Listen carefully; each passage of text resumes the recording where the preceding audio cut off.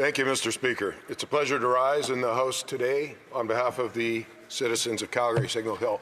I wish to advise the Chair that I will be splitting my time with the member from Beauce. A Canada-U.S. trade agreement is, on the whole, a good thing. It goes without saying that the relationship between Canada and the UK is long in duration and extensive in nature. Our cultural ties are great, and strengthening these ties is fundamentally a good thing. We are two countries joined by a shared history and deep links.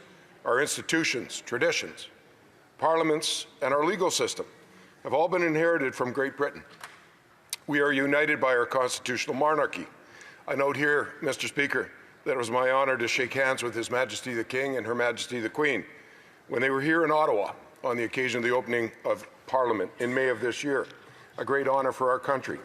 We are united through the Commonwealth of Nations, an institution that provides common ground for positive relationships amongst diverse nations in different areas of the world. I say all of this to underline the fact that Conservatives favour, in general, closer and freer trade with the United Kingdom. This is a standing position of this Conservative Party. The issue in this bill is not the concept of closer trade ties with our old friends across the pond. The issue is, in this bill, there is nothing being returned to Canada. Nothing to Canadian farmers, families, small, independent business people making their living on the land, feeding Canadians and feeding people around the world, but also farmers who have not been treated fairly by the UK government under the auspices of the current trade continuity agreement. Under that agreement, the TCA, the UK government has not been acting in good faith toward Canadian producers. It's a sad truth that British authorities have imposed non-tariff barriers on our pork and cattle exports, that there are neither fair nor science-based barriers.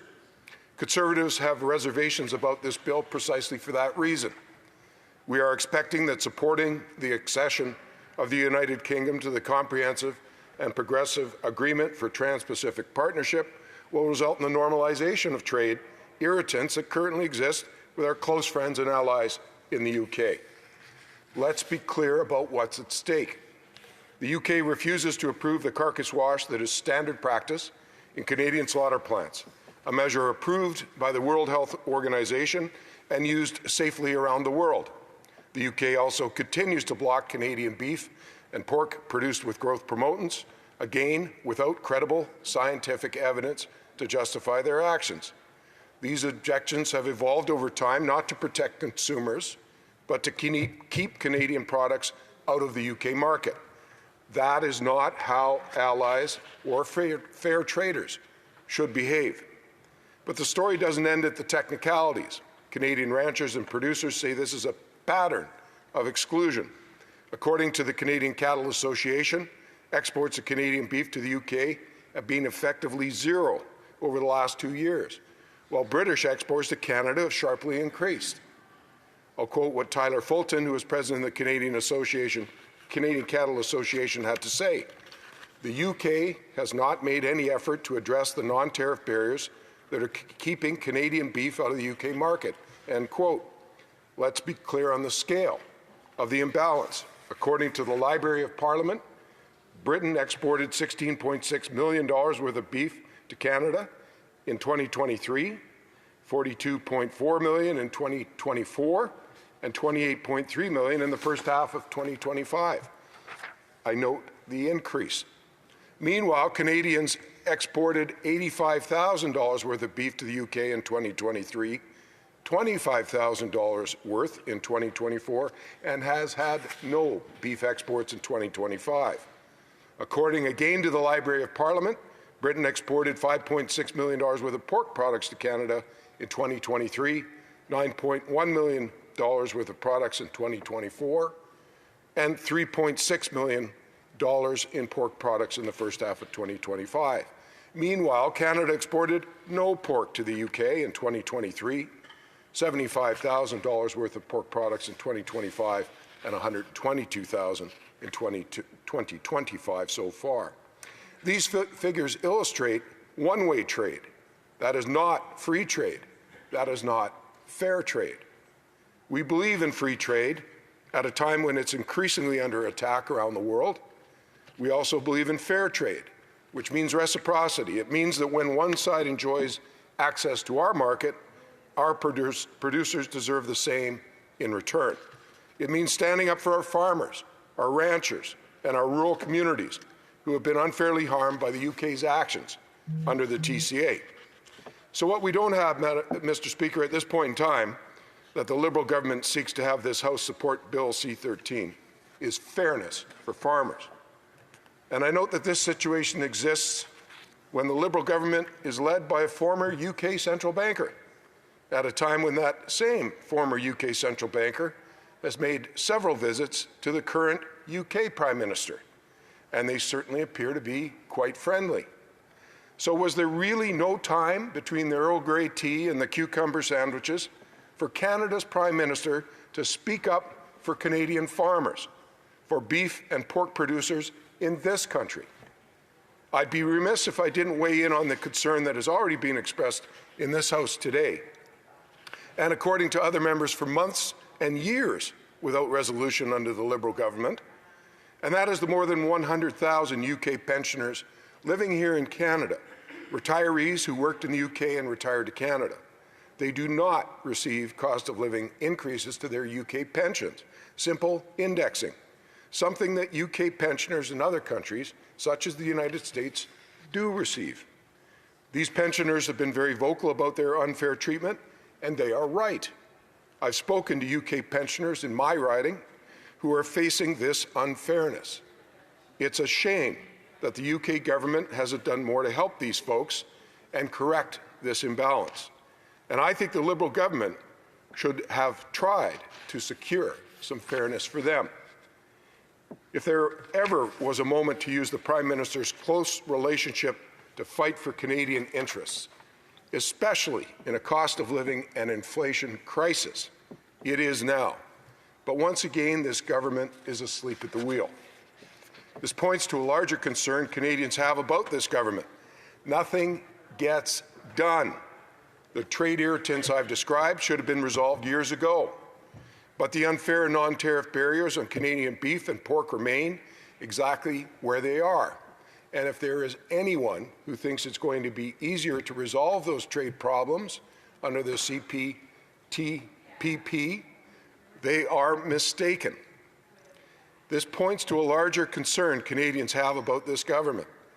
And the question is this: if this Liberal government cannot secure a fair deal with our oldest ally under the most favourable circumstances possible, how on earth can Canadians trust the Liberals to negotiate effectively with the United States?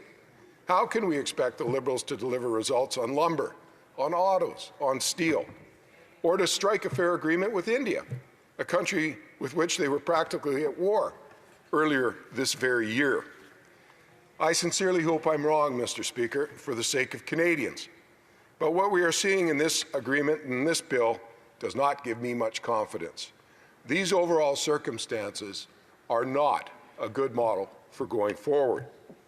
We'll hear talk from the Liberals about trade diversification, Mr. Speaker, but I was a Foreign Service officer for a number of years in some past part of my life, and I remember that more than 25 years ago, under another Liberal government at that time, the slogan of the day was trade diversification.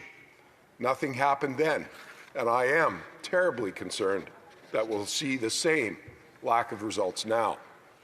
At the end of the day, this is not just about tariffs or technical trade barriers. It's about trust. Trust between allies, trust between governments, and trust between this Parliament and the Canadians that we serve. Our farmers and ranchers didn't ask for special treatment. They only ask for a level playing field, for science-based standards and fair market access. They haven't got that right now, and that should make every member of this House deeply concerned. This Liberal government has failed to deliver. It has failed to secure meaningful progress for Canadian agriculture under the TCA. It has failed to stand up for UK pensioners who have been waiting decades for fairness. And now it is prepared to wave through Britain's accession to the CPTPP without demanding a single concession in return. That isn't leadership, Mr. Speaker. That's managed decline. It's weakness disguised as diplomacy. Thank you, Mr. Speaker. Questions and comments. Question and commentary. The Honourable Parliamentary Secretary to the Government House Leader. Yes, well, quite frankly, Mr. Speaker, the member is wrong. And it's as simple as that. Obviously, his understanding of trade and trade opportunities and the concept of agreements seems to be foreign to the Conservative Party. At the end of the day, we have a Prime Minister going out of the last federal election just 6 months ago, first building that internal trade within Canada, meeting with the different premiers, bringing in legislation, and ultimately passing legislation to build a one Canadian economy, Mr. Speaker. And then reaching out and going to numerous countries around the world, whether it's last week talking about Asia and expanding trade opportunities, to being able to bring forward a bill that we actually have today, to the connections that he has in the European Union. Second to no other Prime Minister, I would suggest to you, virtually in the last number of generations, 50, 60 years. I'd compare that and contrast that to the leader of the Conservative Party any day. The Honourable Member for Calgary Signal Hill. Mr. Speaker, I'm terribly heartened to hear the comments of the member opposite, because clearly a single phone call will resolve these issues around the phytosanitary trade barriers, non-tariff trade barriers that are in place right now. I'm so glad that soon this House will be able to report to Canadian beef and pork producers that the very close relationship that my friend has just extolled will solve this problem with a single phone call. The first in generations has this opportunity to come across us. What wonderful news, Mr. Speaker. Perhaps the member opposite can tell us when that phone call will take place. Question and commentaire. L'honorable député de Jonquière. The Honourable Member for Jonquière. Thank you, Mr. Speaker. Since the beginning of the day, I've been hearing speeches about trade diversification. But trade diversification isn't something that you can just work out on a napkin. It takes years. It will be a years-long effort to partially replace the American market. And currently, Forestry is going through an unprecedented crisis. If we add Donald Trump's most recent 10% threat, we would be owing 55% tariffs in the forestry sector. There is not an industry or a sector on earth that could deal with a 55% tariff. So we need support from the federal government in order for us to keep a forestry sector. Could I hear my colleagues' comments? Mr. Speaker, I thank my friend for the comments, the intervention. No question that diversification is a process that takes time. No question that the size and the immediacy in terms of geographic access of the American market will not be readily replaced. That is why it is all the more important that we have some real leadership from the Liberal government. Promises do not put food on the table for Canadians. We've got to see some real progress. Our Trade Commissioner Service, of which I was a part more than 2 decades ago, is a competent group of individuals who are there to support Canadian business in those ongoing efforts. But we've got to get moving, and we've got to get moving now. Questions and comments. The Honourable Member for Provencher. Thank you, Mr. Speaker, and thank you to my colleague from Calgary, Signal Hill, for that great speech and his great understanding of trade deals and the work that he's done for our government in his previous work. You know, our Prime Minister billed himself as a world-class deal maker, and he hasn't brought us a world-class deal yet. He had an opportunity here to get some simple concessions out of the UK as far as allowing our pork and our beef industry to access the markets. He didn't do it. He failed to do it. In fact, the Liberals are suggesting that the ongoing discussions will create some kind of deal, and we'll continue to talk this thing through. Well, talk is cheap. The deals are made before the ink is on the paper. That didn't happen. I think our Prime Minister will go down as a global concession maker instead of a deal maker. But in light of all that, does this member have any confidence that our Prime Minister will get us a favourable deal with the Americans when CUMSCA is up for renewal? The Honourable Member for Calgary Signal Hill. Thank you, Mr. Speaker. I thank the Honourable Member for his question and comments. I share great concern, I believe, with him about the future of the negotiations that are going to take place between Canada and the United States. It's a difficult position to be in, that's without question. But clearly, we have to have firmness and strength That is something that all trading partners understand. And unfortunately, in waving through and taking this approach to Bill C-13, approving the UK accession, without any reciprocal concessions or rebalancing of the trade relationship with the UK, we're setting a terrible precedent. Thank you, Mr. Speaker.